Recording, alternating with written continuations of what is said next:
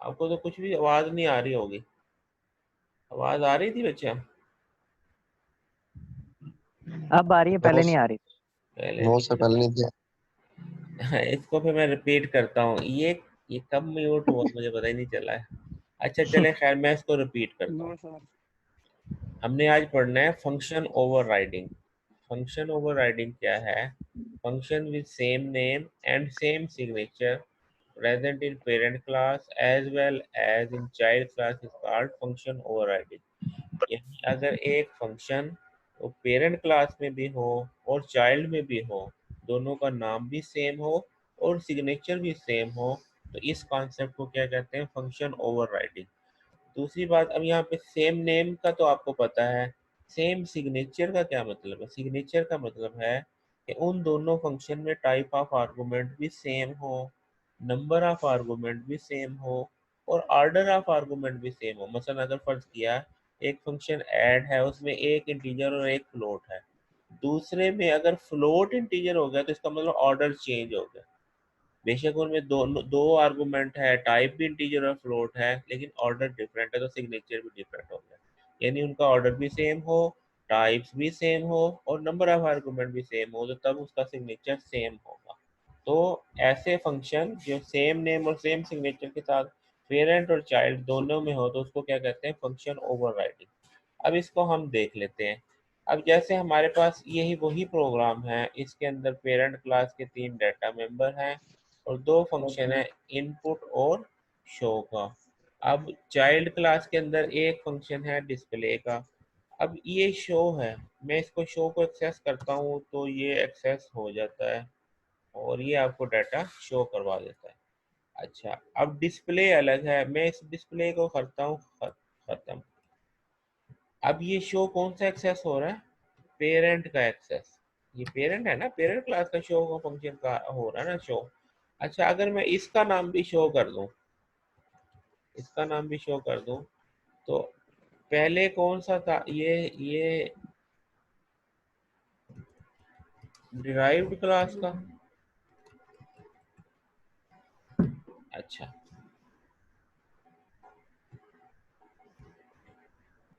यहाँ पे अब मैंने ये ड्राइव लिखा है ताकि आपको पता चले। यहाँ पे मैं पेरेंट कह देता हूँ जी। तो अब मैं इसको रन करता हूँ तो यहाँ पे क्या आ रहा है? ड्राइव्ड क्लास का डाटा। कौन सा? ड्राइव क्लास के थ्रू जो है डाटा आ रहा है। तो अब पेरेंट का जो है, पेरेंट का फंक्शन हाइड हो गया। अगर आप चाहते हैं कि पेरेंट का शो एक्सेस हो तो उसके लिए फिर आपको यहाँ पे मेंशन करना पड़ेगा पेरेंट स्कोप रेजोल्यूशन ऑपरेटर के जरिए। अब अगर आप कॉल करते हैं तो अब ये देखिएगा कि ये कौन सा हो गया? पेरेंट का डाटा जो है वो आ गया। तो ये क्या कॉन्सेप्ट था? Function overriding. इसका फायदा ये है कि مثلا फर्ज किया एक क्लास है जिसके अंदर एक ऐड का फंक्शन है। अब आपने उस क्लास को इनहेरिट किया और आपने क्योंकि कुछ फीचर और ऐड किए हैं तो इसलिए ऐड के फंक्शन के अंदर भी चेंज आना चाहिए। अब अगर आप उसका नाम चेंज कर दें तो फिर उसका बिहेवियर डिफरेंट हो जाएगा। जैसे वो नहीं, आपने एक दफा कम्प्लेक्स की क्लास बनाई थी, उसके अंदर ऐड था, तो ऐड का सबको पता है भी, ऐड का मतलब ऐड है। तो अगर किसी ने एक सुपर कम्प्लेक्स बना लिया, आपने तो कम्प्लेक्स है ना, रियल और इमेजिनरी, आपने जो है एक चाइल्ड क्लास बनाई सुपर कम्प्लेक्स, उसके अंदर रियल, इमेजिनरी और हाइपोथेटिकल तीसरा भी चीज डाल दी आपने। रियल इमेजिनरी के बाद तीसरी चीज और डाल दी। अब उसको ऐड करना है तो उसका नाम भी आपको ऐड रखना पड़ेगा। तो जब वो वर्क तभी करेगी जब आप उस फंक्शन को क्या करेंगे? ओवरराइड करेंगे। तो ओवरराइड से आप सेम नाम के साथ जो पेरेंट क्लास में था वही चाइल्ड में डिफाइन कर देते हैं। अब आपकी फंक्शनैलिटी भी उसके अंदर आ जाएगी। तो इसके लिए फिर क्या करते हैं? फंक्शन ओवरराइडिंग यूज करते हैं। यहाँ तक बात समझ में आ गई भाई सदाकत? सदाकत तो लगता है सो रहा है। ठीक हो गया भाई? चले, कोई जवाब जी नहीं। सर, सुन रहा हूँ बात। अच्छा, तो ये था हमारे पास फंक्शन ओवरराइडिंग। अब इसमें एक कॉन्सेप्ट और है, मैं इसको ज़रा सिंपल करता हूँ। तो यहाँ पे एक ही डाटा रखते हैं, प्रोटेक्टेड डाटा ही रख लेते हैं।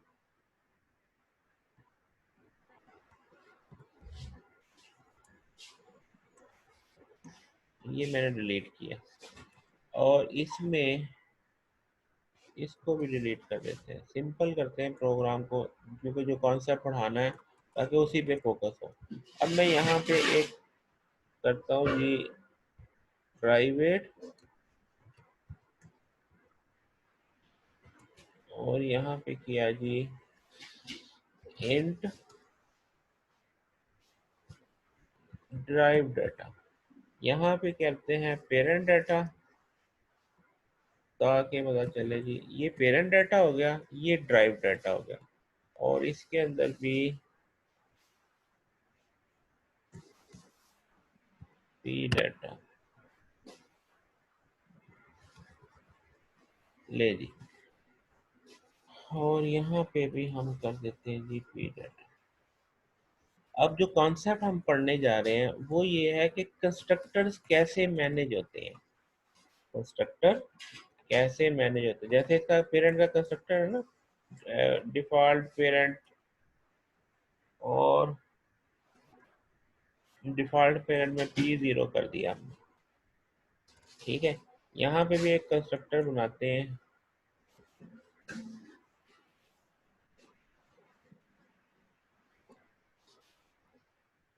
इसका कंस्ट्रक्टर क्या होगा, डिराइव,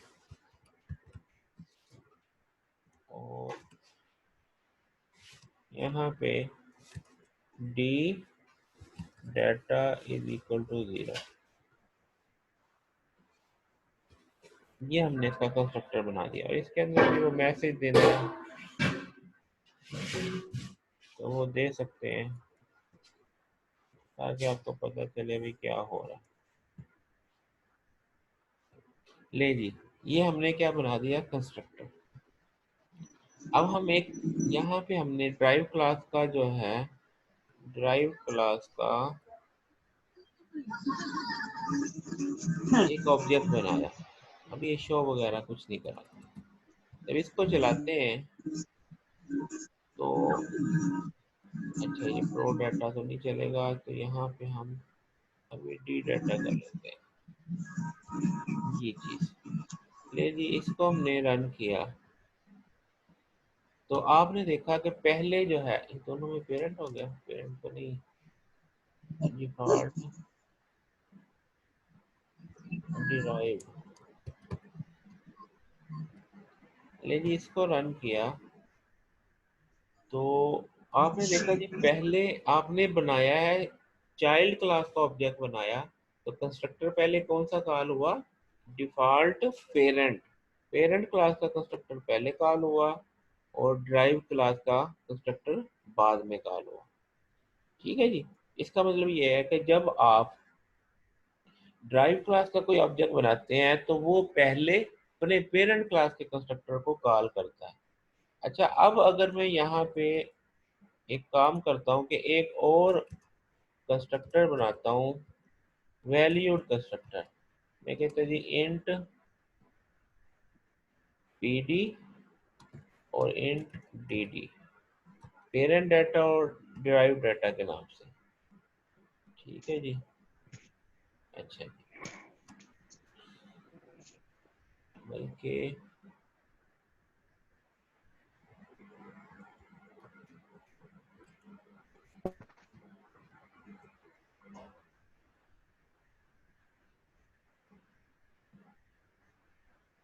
ले जी, हमने क्या बनाया, डिफॉल्ट वैल्यूड डिराइव्ड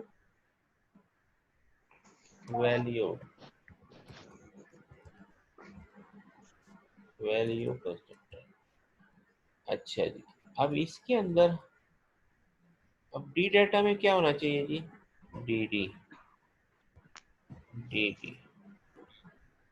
अच्छा, अब ये इतना करने से हमारे पास, मैं इसको रन करता हूँ, यहाँ पे हमने वैल्यू दी, मसलन ऑब्जेक्ट के अंदर 5 और 7 पास कर दिया। अब मैं इसको रन करता हूँ, आपने देखा कि यहाँ पे पेरेंट का तो कौन सा हुआ, डिफॉल्ट, और ड्राइव का भी, ड्राइव का डिफॉल्ट तो ना होगा, बल्कि अब ये डिराइव्ड वैल्यू, वैल्यू कंस्ट्रक्टर होगा ना, वैल्यूड कंस्ट्रक्टर। अच्छा भाई, आप चैट भी कर सकते हैं इसमें अगर कोई मैसेज वगैरह। यहाँ पे क्या हो गया भाई, डिराइव्ड से। अब अब मैं अगर इसको डाटा को शो करूँ, तो मैं ये कहता हूँ जी वैल्यू शो के अंदर,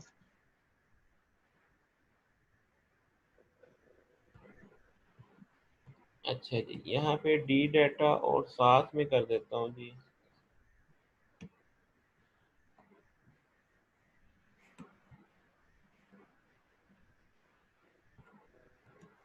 नहीं, यहाँ पे हमने पी डाटा कर दिया, यानी पेरेंट का डाटा और ड्राइव डाटा। इसको मैं रन करता हूँ, यहाँ पे शो करता हूँ जी। तो ओपीजे डॉट शो, इसको मैंने रन किया। आपने देखा जी रन किया तो ये 0 और 7 आया, 0 और 7। यहाँ दरमियान में हम वो कर लेते हैं,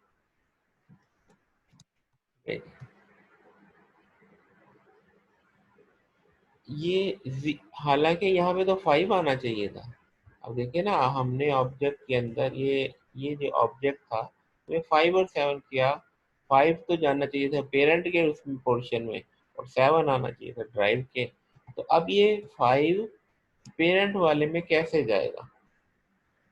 क्यों भाई, कुछ ज़हन में आता है इसका कुछ आंसर? इसके लिए हमें क्या करना पड़ेगा कि यहाँ पे इसको कहते हैं इनिशियलाइजर लिस्ट। इसको क्या कहते हैं? Initialiser list. जी मसलन सर। यहाँ पे कॉलन डाल के हमें लिखना पड़ेगा पेरेंट, और इसमें वो पी डी पास कर दिया। अब क्या होगा कि पेरेंट वाला ये वाला जो है, ये किसको कॉल करेगा? पेरेंट के इस वैल्यूड कंस्ट्रक्टर को। सॉरी, कहाँ लगा दिया मैंने? हाँ, यहाँ जो पेरेंट वाला है ये भी हमें वो इसमें बल्कि वो लगा देते हैं कंट्रोल सी, ये ये कंट्रोल वी। तो यहाँ पे one value constructor int P D, और यहाँ पे भी क्या कर दिया जी, पी डी, और यहाँ पे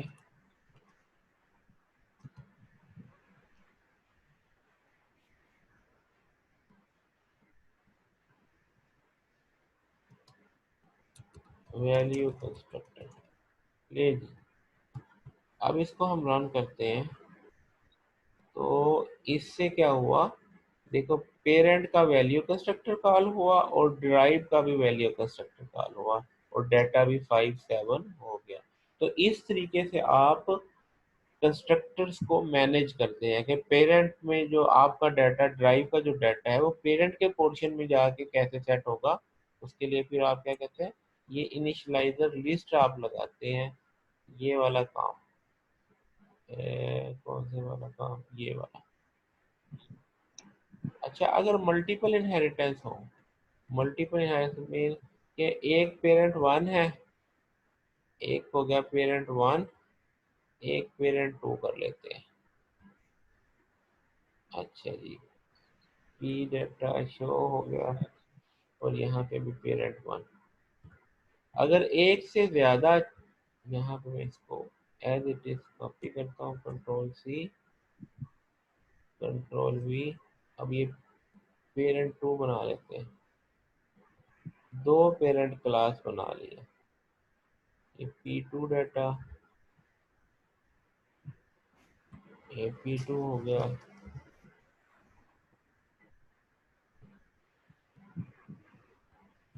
P2,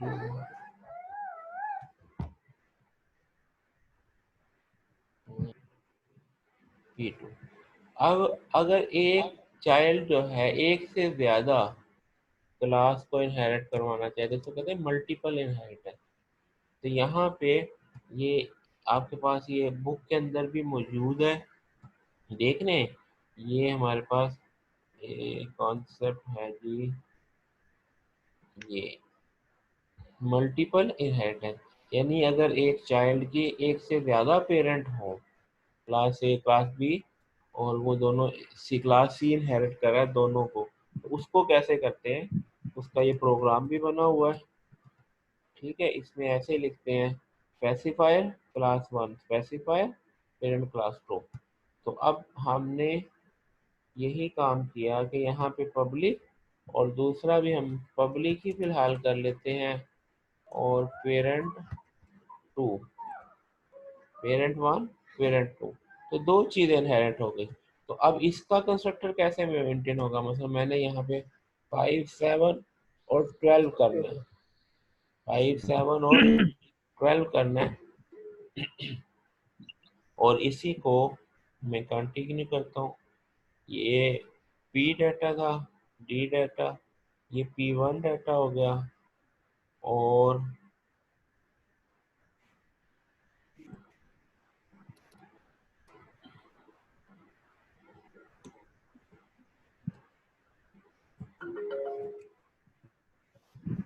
चलिए यहाँ पे हमने कंट्रोल V किया, और P2 data, sorry P2 data, तो इसको हमने, अब ये एक और पेरेंट आ गया, ये पेरेंट वन था, और एक और, इसके लिए फिर हमें क्या करना पड़ेगा, ये कंट्रोल C,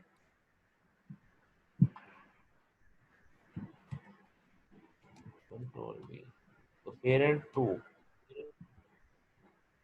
और ये PD2 कर लेते हैं यहाँ पे,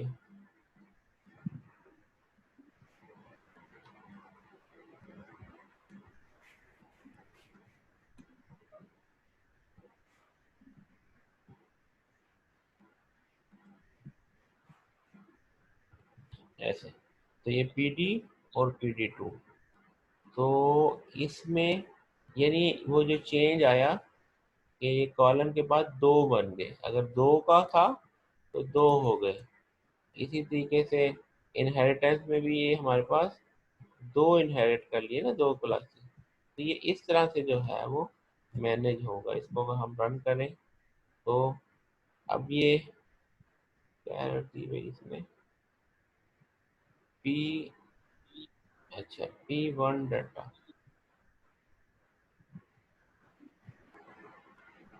मैं उसका नाम पी डाटा ही था, P1 नहीं था, खाली पी डाटा ही था, पी और P2 था।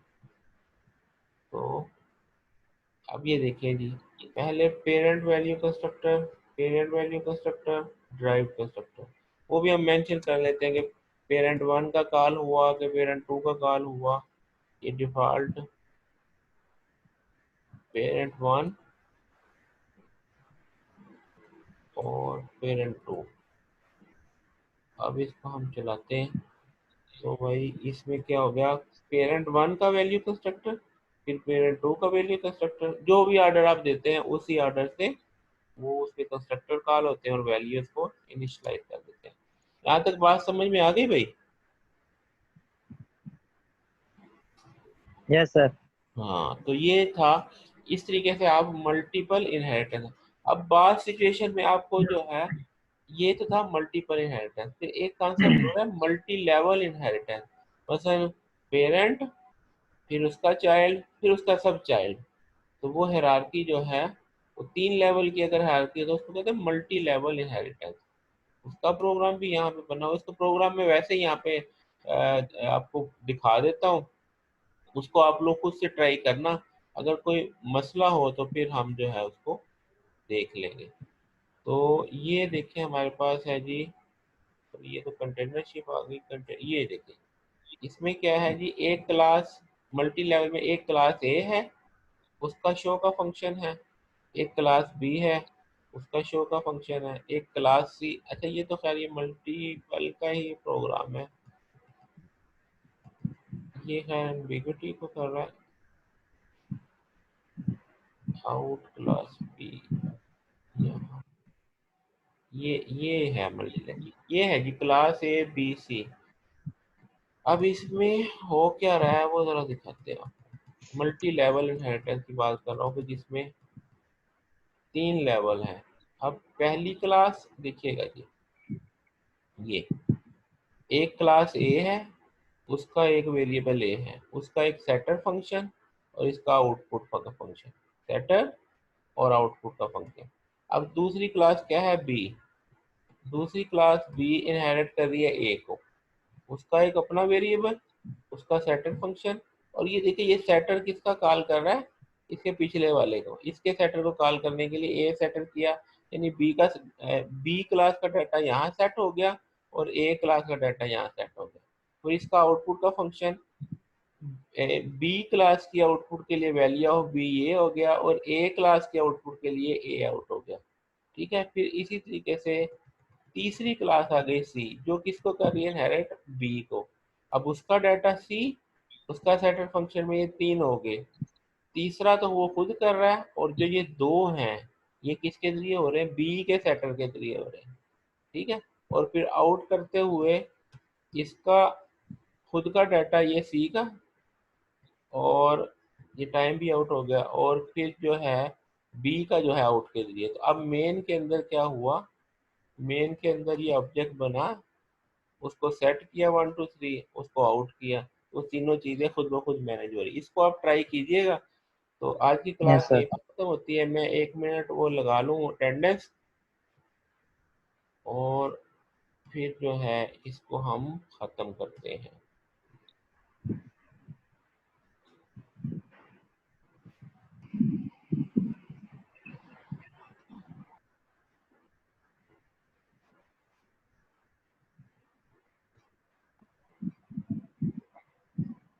नहीं हुआ,